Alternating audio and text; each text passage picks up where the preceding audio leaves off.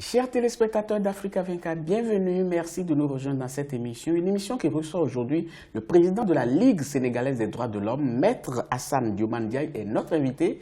Monsieur Ndiaye, merci d'avoir accepté notre invitation. Tout le plaisir est pour moi d'être invité, l'invité d'Africa 24, votre invité à cette prestigieuse émission.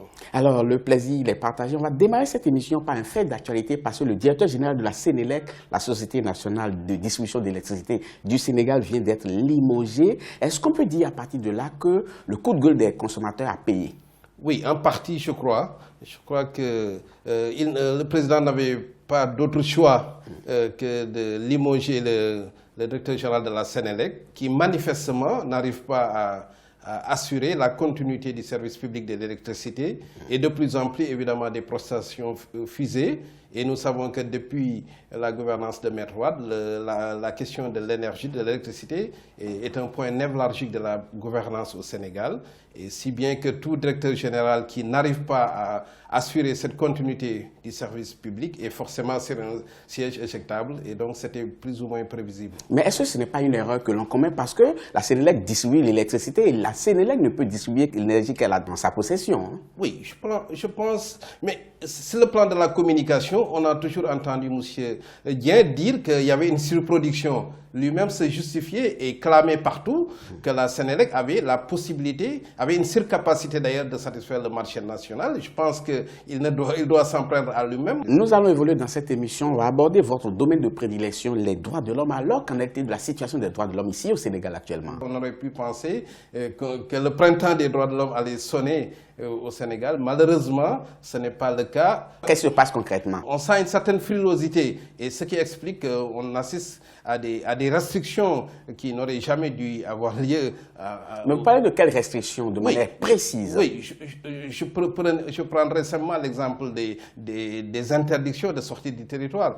Vous avez aujourd'hui au moins une dizaine de citoyens qui ne sont pas sous le coup d'une procédure judiciaire et qui ne peuvent pas sortir du territoire. C'est-à-dire, on les interdit de sortir du territoire, non pas de par une décision judiciaire, mais simplement par la volonté du pouvoir politique. Évidemment, cela est inacceptable. Mais on le leur notifie d'une certaine manière, non? Oui, il n'y a aucune notification. Maintenant, s'ils se présentent à l'aéroport, c'est là qu'on leur notifie que nous avons reçu instruction de ne pas vous laisser sortir du territoire. Parce que s'il y avait une décision judiciaire, on n'aurait pas de problème. L'état de droit a ses exigences, a ses règles. Mais qu'on nous dise que c'est parce qu'ils sont susceptibles d'être entendus demain, ils sont susceptibles d'être poursuivis demain, cela ne peut pas se concevoir dans un état de droit. Et je prendrai également l'exemple des nombreuses manifestations, ou en tout cas demandes de marche ou de rassemblement qui sont parfois interdites. Oui. Et il y a également d'autres violations. Oui, mais sur ce cas précis, le pouvoir central peut estimer à un certain moment donné, pour certaines raisons, ne pas pouvoir assurer la sécurité de certaines marches qui sont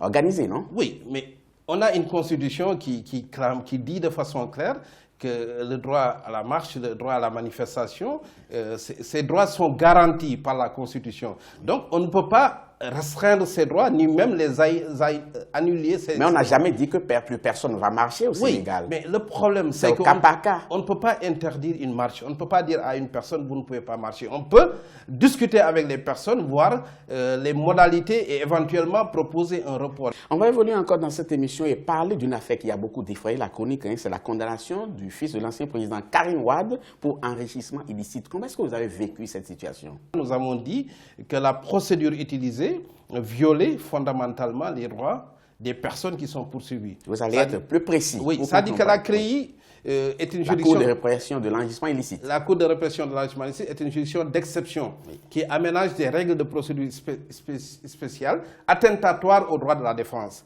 Et vous avez ce qu'on appelle le renversement de la charge de la preuve, par exemple. Ça dit qu'il n'appartient pas au procureur spécial d'apporter la preuve de la culpabilité de la personne qui est attraite devant la CREI, mais c'est à la personne qui est accusée de s'innocenter d'apporter les preuves de son innocence. Donc vous voulez dire que les dés sont pipés à la base? Mais bien entendu, parce que la CREI est faite procède même de cette essence à l'origine. Il fallait simplement pour une raison, pour des soucis d'efficacité, sacrifier les droits de la défense, les droits fondamentaux et arriver rapidement à une condamnation, peut-être à titre d'exemple, je ne sais pas. Mais il y a certains citoyens sénégalais quand même qui estiment qu'avec la CREI, c'est la fin de l'impunité au Sénégal. Hein. Mais justement non, c'est le danger. La CREI aujourd'hui risque d'être l'arbre qui cache la forêt. Vous voyez récemment, il y a un rapport de l'IGE qui est sorti au Sénégal, certainement pendant que vous êtes au Sénégal. Et ce qui est dit aujourd'hui par l'inspection générale d'État est effarant. C'est des cas de détournement, de violation des règles de la comptabilité publique. On a des rapports de la Cour des comptes, des ministres qui refusent aujourd'hui de se soumettre au contrôle des cours des comptes. Vous avez énormément de choses et le combat pour la redevabilité ne saurait se réduire simplement. Oui, mais ceci n'exclut pas cela. La CREI fait son travail. Bien sûr, nous sommes tous pour la redevabilité, nous sommes tous pour la réduction des comptes transparente. Et nous estimons d'ailleurs qu'un des mots auxquels l'Afrique doit s'attaquer, c'est la gabégie, c'est la corruption, c'est ça. Tout le monde est d'accord qu'il faut faire en sorte que le peu de ressources que nous avons, que ces ressources soient gérées au mieux et au bénéfice des populations. Mais vous avez souvent dénoncé le fonctionnement de la CREI, vous avez même souhaité son abrogation, mais apparemment le chien aboie, la caravane passe, on se poursuit, il y a d'autres personnes encore qui sont entendues. Alors qu'est-ce qu'il faut faire désormais? L'histoire commence à nous donner raison. D'abord, la crédibilité des décisions, de la seule décision qui a été rendue pose problème.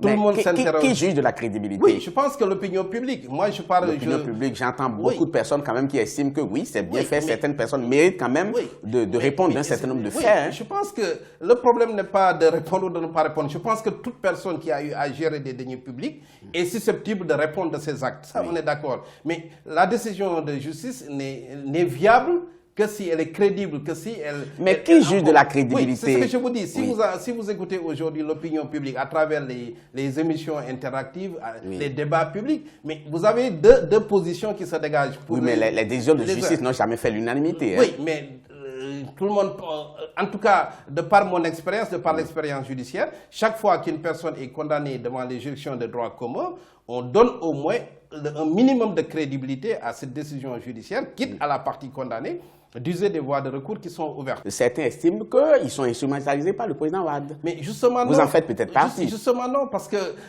personnellement, et en tout cas pour les militants des droits que nous sommes, nous ne faisons pas de fixation sur les personnes. Oui, mais dans cette affaire, apparemment, on n'a pas encore tout vu, hein, parce que récemment, un groupe de travail de l'ONU sur la détention arbitraire a produit un rapport sur l'affaire Karim Wade, dénonçant l'illégalité de la procédure. Quelle est votre réaction par rapport à cela? Je pense qu'il fallait s'attendre à ça, parce que dès le départ, nous-mêmes, nous avions dit que la décision qui sortirait de ce CREI ne serait pas opposable à la communauté internationale, parce que nous estimons que les règles de la CREI donc, ne répondaient pas aux standards internationaux. Nous sommes des experts qui travaillons.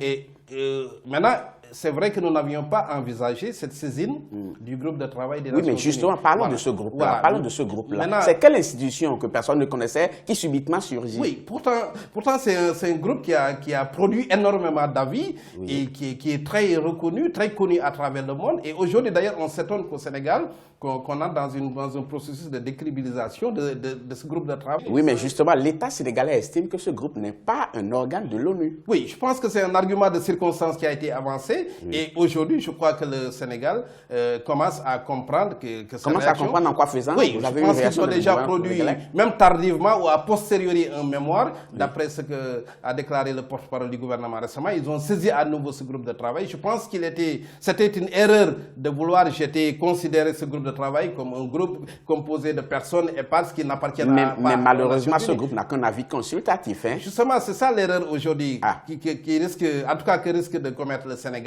en ignorant cet avis.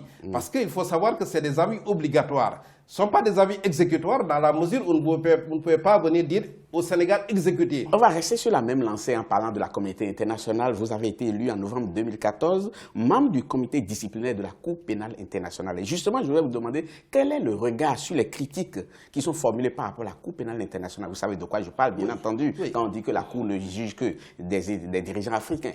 Oui, évidemment, on a toujours rappelé que les 8 cas qui sont aujourd'hui devant la Cour pénale, ce sont les Africains qui ont déféré les 6 au moins. Oui. Quel est votre regard là-dessus? Voilà. Vous Donc applaudissez cela cela? prouve que c'est l'Afrique même qui éprouve le besoin d'aller vers la Cour, soit pour que les personnes dont on a des raisons de croire qu'elles ont commis des crimes les plus graves puissent avoir un procès juste et équitable, mais pour que ces personnes puissent être prises en charge dans des conditions qui ne soient pas possibles en Afrique. Et je crois que c'était le cas de Laurent Gbagbo. Mais comment ça se fait qu'il n'y a qu'en Afrique qu'on ne peut pas prendre en compte ces personnes-là dans leur pays, et ce n'est que la Cour pénale, c'est seulement orienté vers l'Afrique. Oui. Ça décrédibilise un peu l'institution, non? Vous savez, elle n'est pas parfaite et je pense que... Ce n'est pas seulement elle n'est pas parfaite.